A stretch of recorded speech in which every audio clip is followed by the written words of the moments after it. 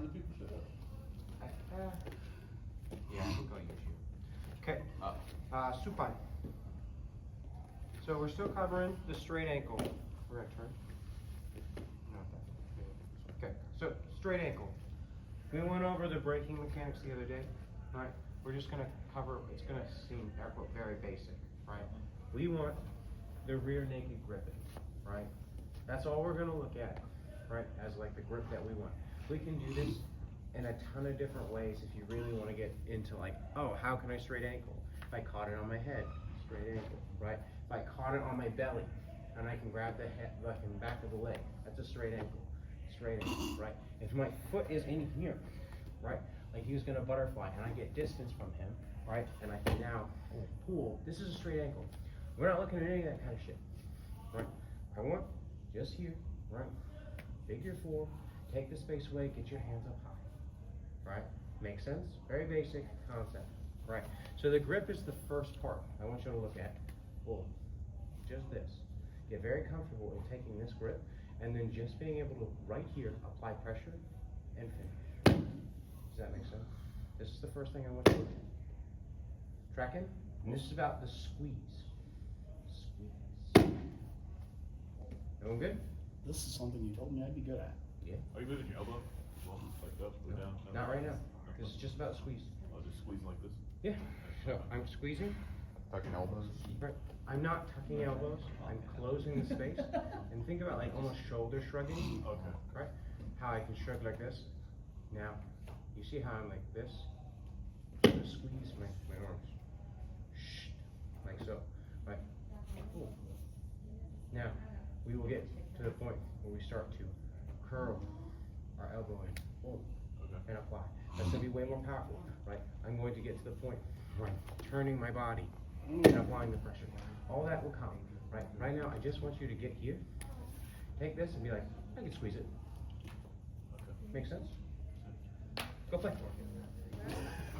Okay, so we just talked about how the ankle, how we want to be able to basically be able to finish just here, right?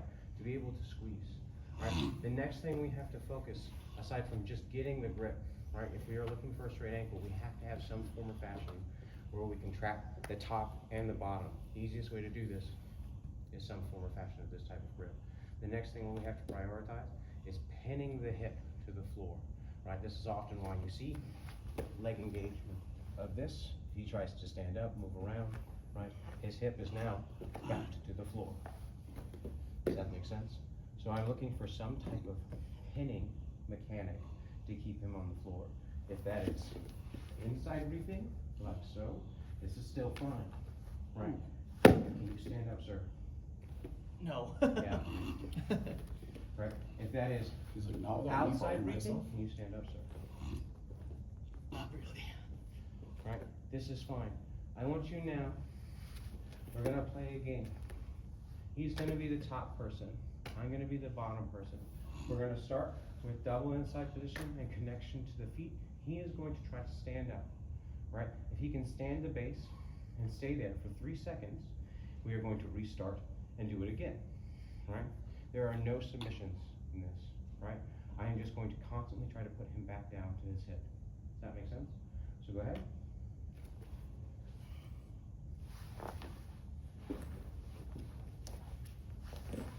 It's a leg rest.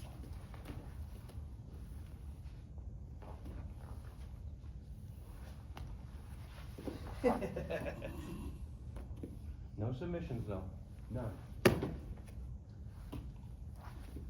As he taps to the heel to the taint.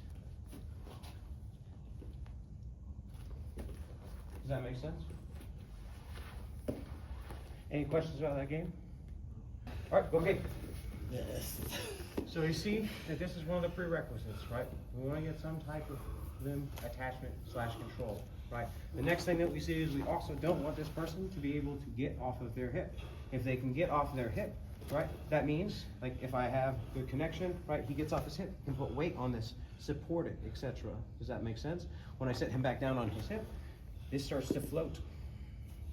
Oftentimes there is something between me, him, and the floor here, between his legs, which means this is going to lift it.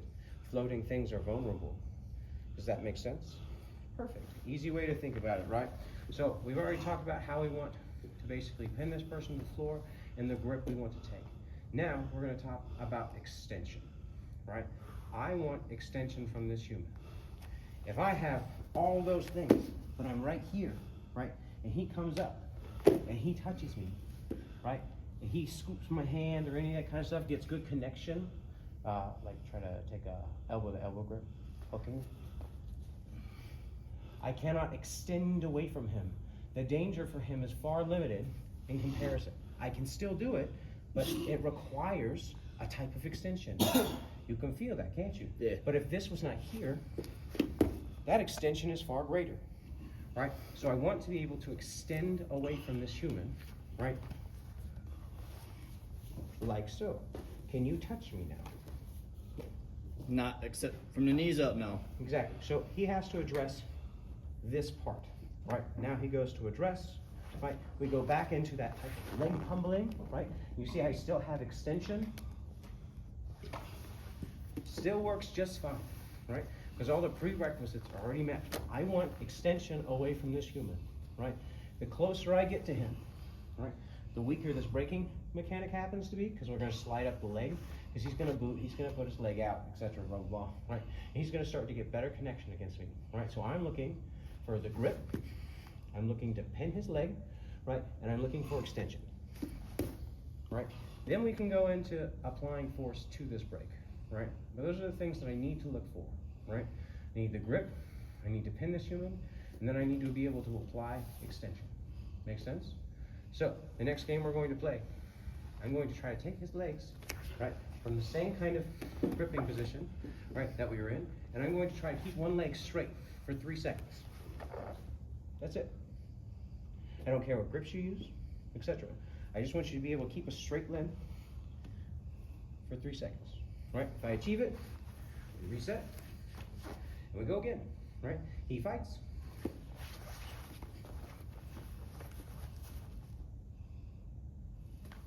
3 seconds. Make sense? Any questions about it? Do we understand the importance of why we're doing or hunting for this type of extension? Easy. All right, go play. Okay. So we just went over how we want to get all of our mechanics, right? We want the grip, we want some type of inside positioning, we want them to be pinned to their hip, and we also want some type of extension, right? Now, let's say we start to get all those things, right? And we're like, woo! And we find out that we can't get this, right? And you're like, I still can't get it. Cool, no worries. Part of the skill of being here is learning how to bail, right? You don't want to be stuck on the underside, right? And this is why we prioritize the inside positioning, right, with our feet. Because it's very hard for him to come on top of me, right, if I control the inside positioning. Does that make sense? If I have double outside positioning, if he circles around or anything of that fashion, it's very hard for me to maintain the top position. If he does something silly like that, this is right. But, as a principle, I want to be able to maintain inside positioning, so if he does decide to stand up, we'll allow him to stand up, you continue, go ahead. Oh, if I can. Anyway, so if he stands up, you see how I have this leg on the inside, right? Just this one leg. My ability to keep his weight off of me is what I'm looking for. Does that make sense? Right? So if we're in ashi or anything of that nature, if I have one inside positioning, I can increase the distance between us, right?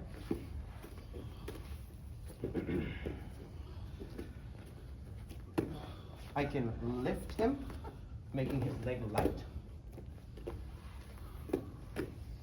Are we seeing the value of how I'm using this inside positioning? Right. I can turn him. Does that make sense? So I want you to keep one form of inside positioning, right, to either put them back down on a hip once they get into a more dominant position, aka standing over you, right, or for you to be able to bail. Now,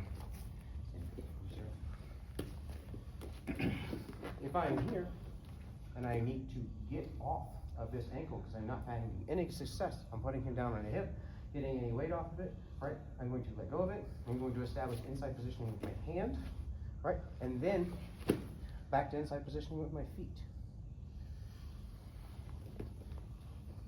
Make sense? Hand first though. If you leave your hand behind and you do this, they will step around you. And your hand's going to be there, right? Hand first, right? There's no chance for him to step around me.